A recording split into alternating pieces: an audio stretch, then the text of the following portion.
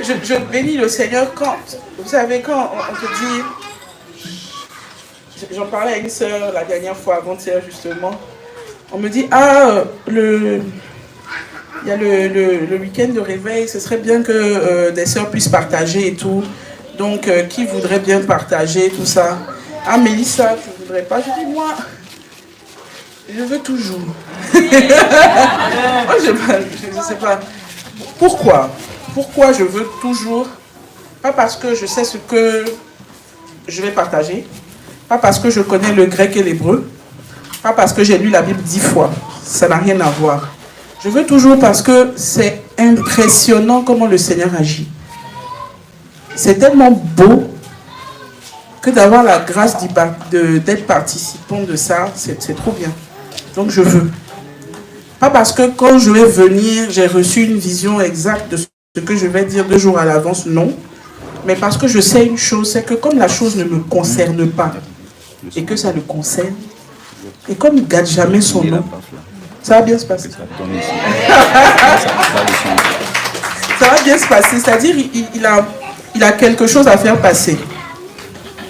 Si moi, je m'enferme dans la timidité, qui a une forme d'orgueil aussi, parce que souvent on ne le dit pas assez, les timides pensent qu'ils sont humbles, ils sont orgueilleux. C'est bon de le savoir. Tu es timide, pourquoi? Parce que tu ne veux pas te tromper. Toi, tu es qui? Et puis tu ne te trompes pas.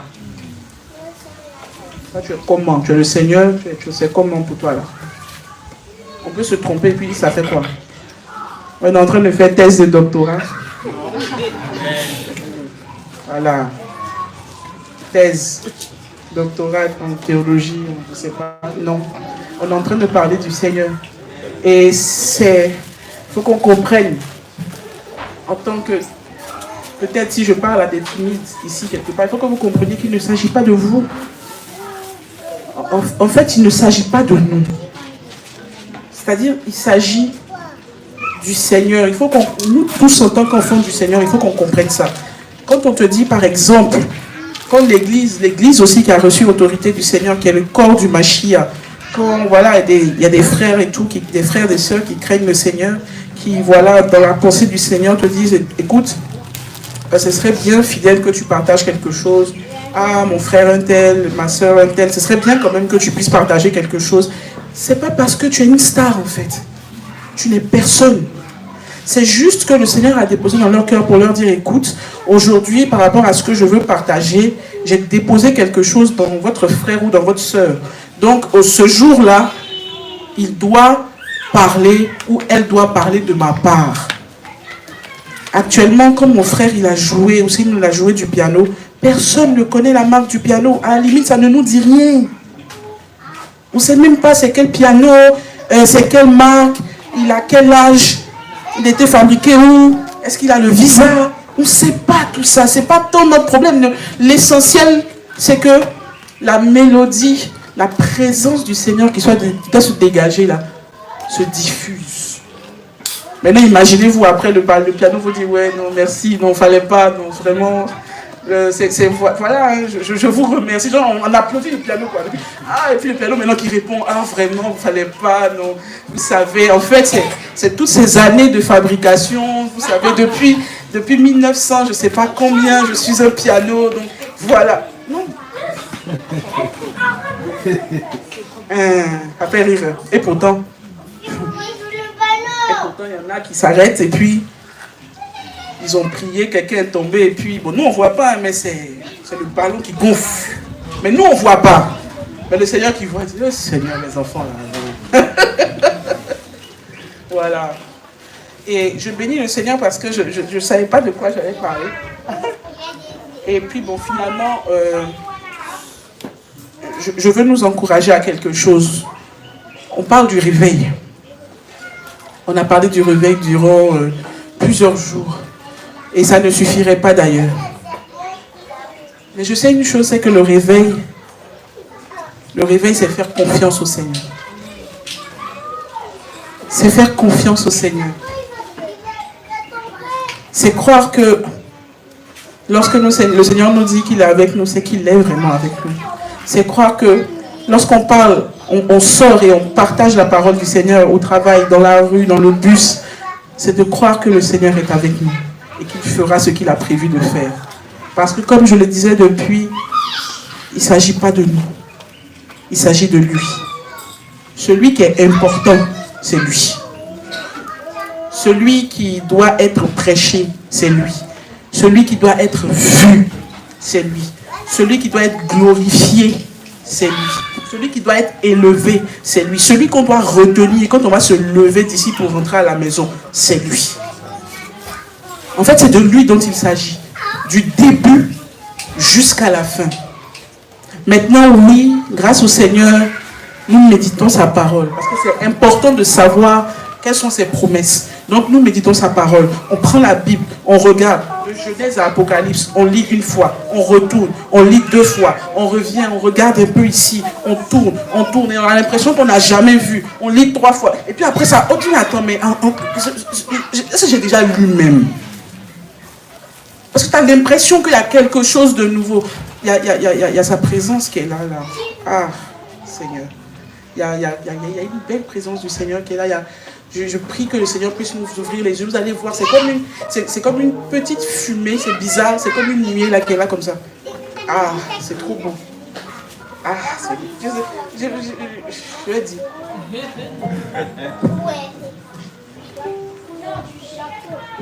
On est... Vous voyez, c'est la grâce qu'il nous fait de participer à ça. On ne devrait pas cacher nos talents.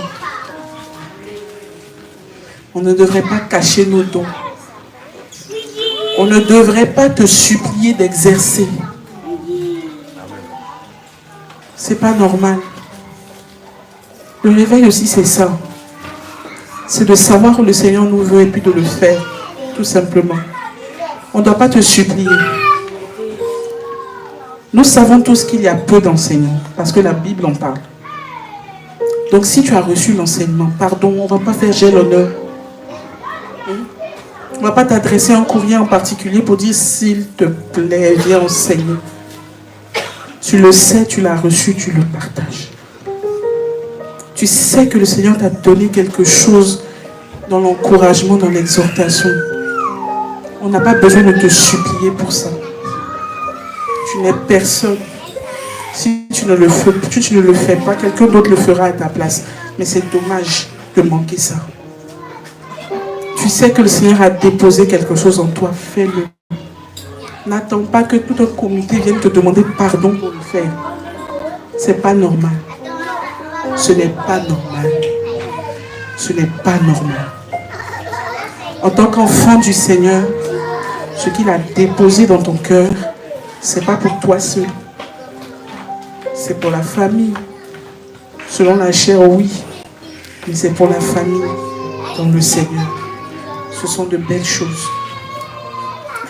Et si nous n'exerçons pas, nous nous tuons. Il y a beaucoup ici, vous le savez pendant que je parle, que vous avez étouffé ça. Sous prétexte que quelqu'un m'a fait du mal. Sous prétexte que quelqu'un m'a poignardé. Quelqu'un m'a mal parlé. Le Seigneur demande de te demander, est-ce que c'est moi qui t'ai fait du mal? Est-ce que c'est moi qui t'ai fait du mal? Maintenant, si ce n'est pas moi, pourquoi c'est moi qui dois subir?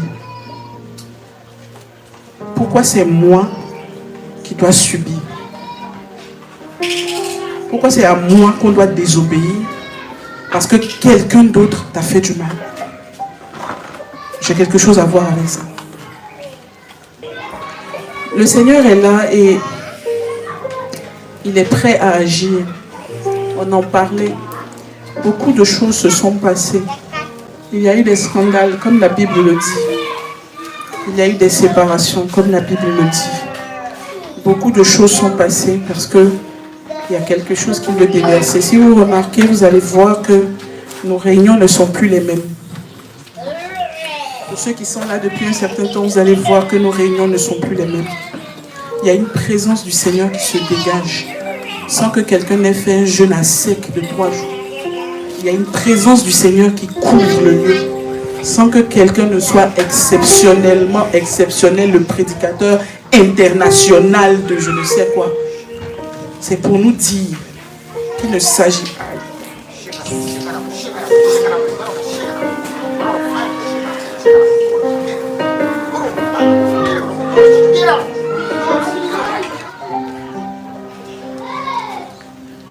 Le Seigneur veut faire du bien, mais à un point.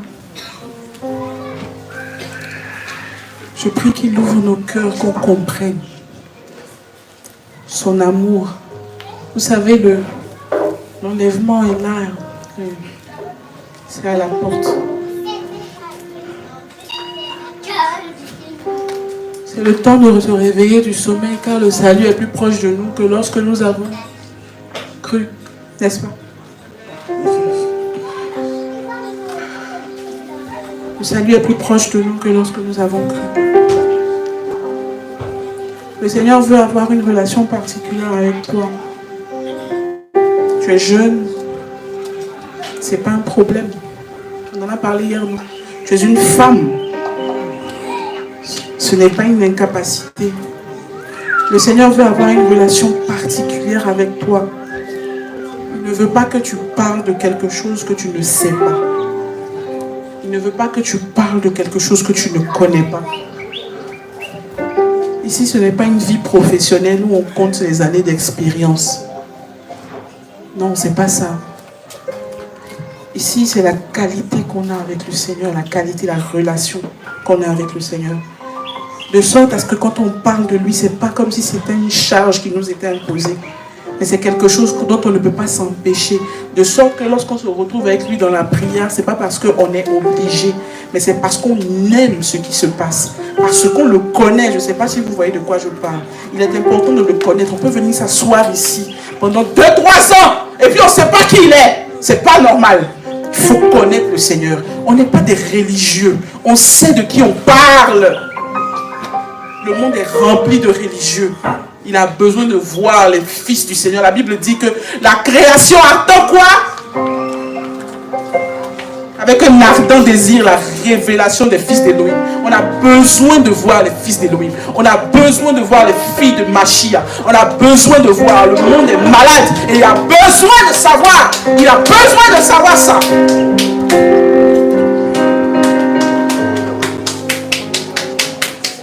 Besoin de savoir ça. De savoir où est. Comment c'est au ciel. Comment on marche quand on a le Seigneur. Comment on marche avec lui. C'est comment. Ils ont besoin de voir ça. Ils ont besoin de voir ça. La Bible dit dans Ésaïe 58, si je ne me trompe pas, que nous sommes des trompettes. Crie à plein gosier, ne te retiens pas. Élève ta voix comme un chauffard et annonce à mon peuple ses transgressions et à la maison de Jacob ses péchés. 1 Corinthiens 14, verset 8. Car si la trompette aussi rend un son incertain, qui se préparera à la bataille? Nous sommes des trompettes. Nous sommes des chauffards. La Bible dit que si nous rendons un son incertain, personne ne se préparera à la bataille. Si dans ta vie, là, on ne sait pas que Machia revient, ceux qui sont autour de toi, ils vont penser que, allez, mangeons, buvons, demain nous mourrons. C'est l'église du Seigneur qui est un signe. Nous faisons partie des signes du temps. Il faut qu'au travail, à l'école, quand on te regarde, que la personne qui vit mal soit dérangée. Pour dire, même si tu ne parles pas, mais par ta vie pour dire qu'il y a quelque chose qui se passe. Parce que cette personne qui est là en face de moi n'agit pas comme les autres, n'agit pas comme les gens de son âge. Elle a 12 ans, elle a 13 ans, elle a 15 ans, elle a 20 ans, 25 ans. Elle est âgée, tout ce que vous voulez, il ou elle, mais il n'agit pas. Il n'agit pas. Elle n'agit pas comme les autres. Et ça va lui emmener à se poser des questions. Et tu vas lui dire que tu te prépares pour un rendez-vous. Tu as un rendez-vous galant que tu ne peux te permettre de rater. Plusieurs s'appuient sur la relation du Seigneur des autres. Utilise la vie de prière des autres comme des béquilles. Plusieurs utilisent la vie de consécration des autres comme des béquilles. Tenter de se recharger. Malheur à celui qui se confie dans l'homme, qui prend la chair pour appui.